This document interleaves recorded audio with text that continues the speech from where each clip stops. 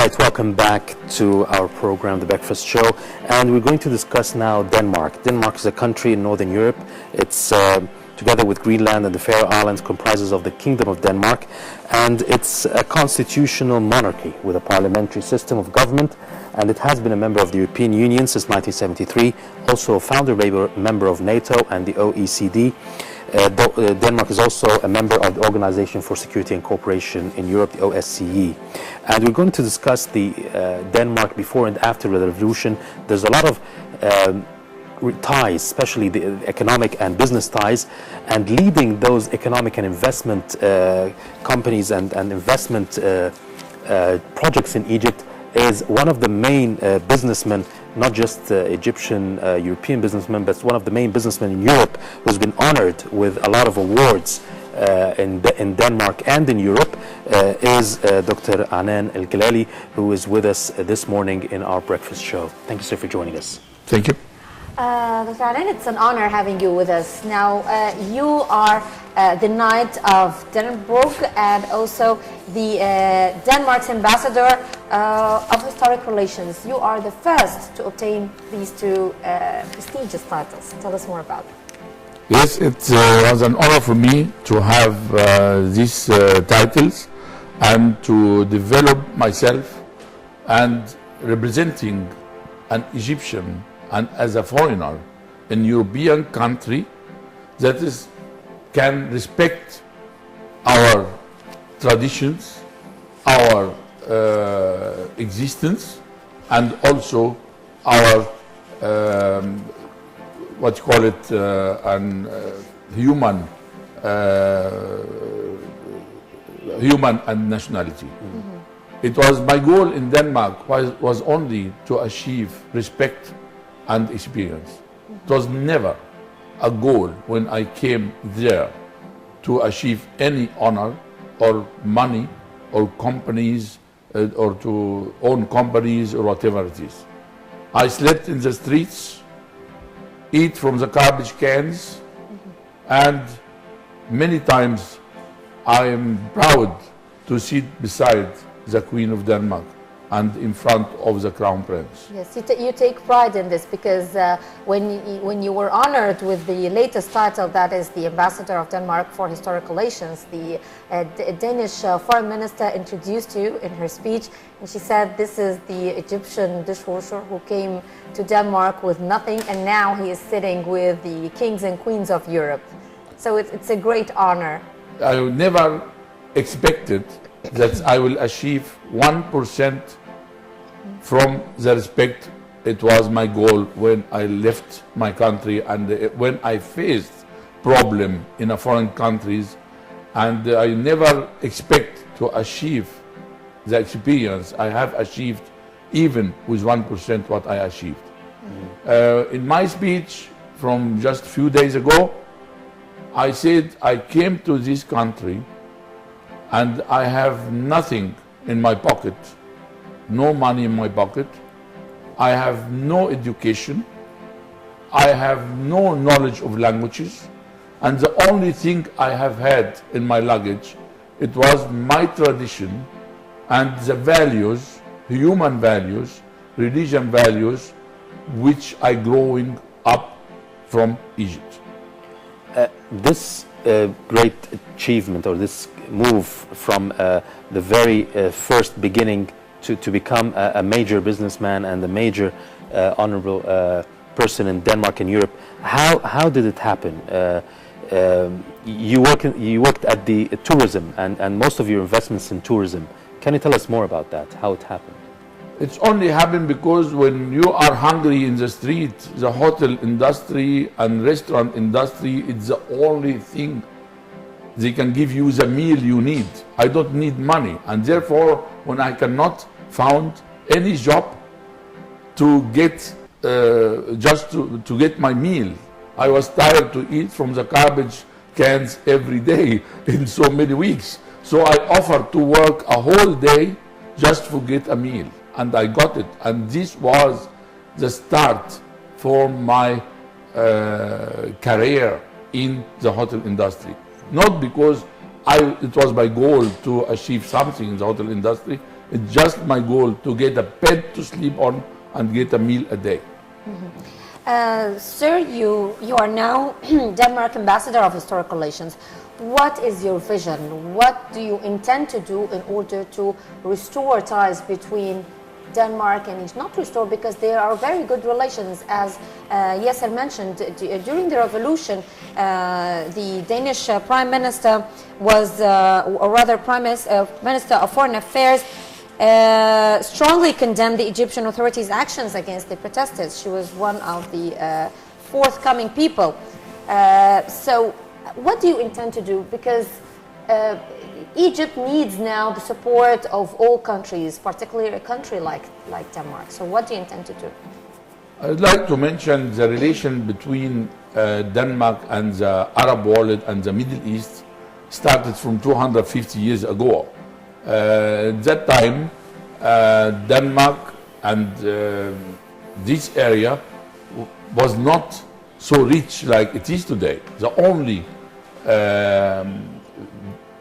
goal for this exhibition, it was to discover the human value and the tradition and the science existing in all this area, included Egypt. It was the first place the exhibition came to. When we see what is existing, the environment, the different environment existing today, Denmark is one of the richest people in the world and the poorest underground resources. How is it built? The richest people level in the world without any resources underground. When we look to Egypt, we have to say we have many poor people, many millions of poor people, while our country and Egypt is very rich. We have Suez Canal, we have tourism, shores on the seas, different seas, we have water, we have oil, we have gas, we have so many, we have tourism industry, we have so many, we are a rich country. Egypt is a rich country. So how we can exchange our experience to the benefit for both nations? This is very important, because Denmark can give Egypt a lot of experience, have to build the system to be, with the resources existing, to be a real role model for development, which is needed today. Do you think, what is the best political system for Egypt? Egypt now is in a transitional period. We are moving on a path where there's a lot of discussions, parliamentary, presidential type of democracy. What is the best from what you see about Egypt's criteria? How do you see Egypt going in the next few months? I would like to mention that I am not a politician, and I will never be. I would like to mention that my goal was always to get a bed to sleep on and a meal a day, and this was my goal, and it always will be so. So my opinion, it is general opinion. Yes. Today I face, and all the world face, a huge problem. You have no role model and no the right image for capitalist system after what we have so many capitalist countries, bankruptcy, huge companies bankruptcy. It's a suffering. Communist system, you have a problem. We know, because the history of the communist countries, and the same with socialist countries, it's a problem. Religion have a lot of, we are far away in different religions in the world from the basic of the religion. Each religion came in the world, came with a message, to a human message.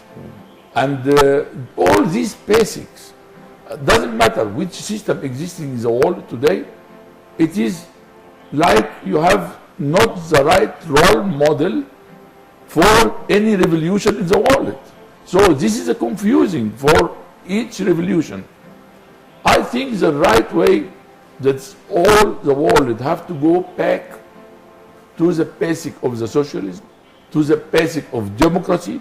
Democracy also have a bad image today, the same. To the basic of the communism, to the basic of the religions. We need to go to the basic of these rules and the right messages. It was founded for all these different sectors. I think Egypt have a huge potential. It is huge potential with the power of the people, with the future, with the existing resources. Just to take on that, you invested in Egypt a lot before the revolution. Now we are changing a lot. You probably faced a lot of problems when you invested in Egypt, because a lot of investors faced problems. And we know about, from the news, the problems you have faced in Egypt. What do you tell the government now, or the people in charge? What is they supposed to do to help people like you, countries like Denmark, to invest more in Egypt and thus boost the economy, which needs a lot of help in these days? Yes, we have to give a security. Security for the investment, security for the contracts existing, and security that the people can get benefit and return of investment. The real investment for any part of the world have to calculate with return of investment. Doesn't matter the return of investment will be in 5 years or 10 years or 20 years. But the most important, it's the basic of return of investment. We can see so many investments have been made in Egypt just as a prestigious projects. No calculation with return of investment. And it's very important that the government can open the doors, can make a tax system acceptable, because the tax system is very important from that can attract the investors, and also a new tax system to maintain the roads. It's very important for Egypt to concentrate in 5 different sectors to develop the country. Roads with highways from the north to the south, from the east to the west. Infrastructure, waters, electricity, etc. Airports and harbors.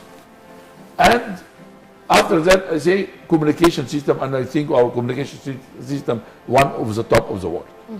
So if we concentrate to infrastructure, so you can get all investors from all the world to invest, even in hospitals, to invest and develop the country in different sectors. And we can see what happened in Singapore. Singapore is very little role model, but you can achieve a lot if we upgrade the same system for a huge country and a wonderful country like Egypt. Dr. Galaly, in your own point of view, what are the fields of cooperation between Egypt and Denmark? How can we achieve mutual interest? Is it in the field of tourism, health, education? What are the most important fields? Denmark have a huge knowledge of technology, of agriculture, of development, human development, because all what Denmark have achieved in this high level standard of living standard was achieved only on a basic of 2 things: human resource development and education. And we need this cooperation in so many sectors can be developed, and Denmark have opened the doors in years, in decades, for immigrants to come from areas like Egypt and different areas from different countries, and also was one of the only countries in the world that is a percentage from the national income going to help development in different parts of the world, development countries, and most of them was Arab countries, included Egypt. I think it's a huge cooperation can be done because the system in Denmark, I call it can be kind of system export. This is, and Egypt today is needed. Which system we can build to develop the human sources we have, the manpower, huge manpower we have in Egypt.